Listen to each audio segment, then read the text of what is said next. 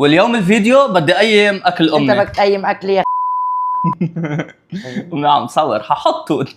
انا الي 6 اشهر انا اللي بعمل الاكل بالبيت لانه عم صور وهالاشياء هاي. فاليوم ما كنتش قادر، فامي عملت لنا طنجره ورق عريش وكوسه مع رقبه غنم. فبدنا نشوف بعد بتعرف تعمل اكل ولا بطل بتعرف تعمل اكل. هلا عليكم المنظر مبشر للامانه يعني.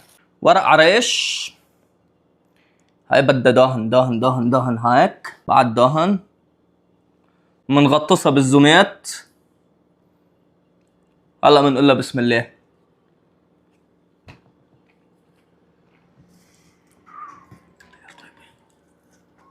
اي هيك طالعين معك مش طيبين. عن جد مش طيبان؟ والله مش طيبين. والله عملته مثل ما بيعملوا بكل مرة. ورق عريش سقطت فيه، حجربك بالكوسه.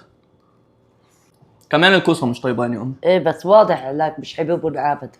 مش طيبين ابدا. اذا ضل لي صح بشافوا. امي عم تزقورني من ورا الكاميرا بدها تقوم تاكل، نطرتني لخلص تصوير.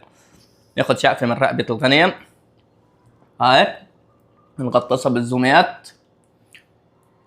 بسم الله. دايبي دوبان. امي عم تقول لي قلكن يا ويلا ويلا. يا ويلا ويلا. ممكن صوتك طالع اصلا. برافو امي برافو طيبين. تاخدي معنا 9 على 10. تعالوا جربوا اكل امي يا جماعه. جماعه البعض مش عمل فولو، يعملنا فولو لانه امي بلشت تزقورنا بدها تاكل. الى اللقاء، اعملوا فولو ريبوست للفيديو وباي.